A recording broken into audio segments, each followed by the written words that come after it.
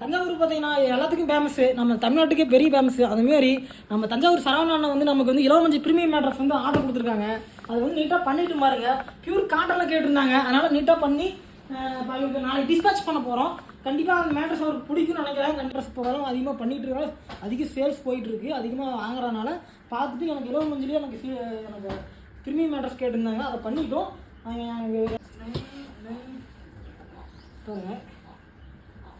இங்கே பாருங்கள் அடியாக இருங்க. மெட்டீரியல் பார்த்தீங்கன்னா நல்லா சாஃப்டாக மேல் இலவமஞ்சி மேலே வந்து சாஃப்டாக ஒரு 8 kg வந்து நாங்கள் பண்ணிட்டோம்.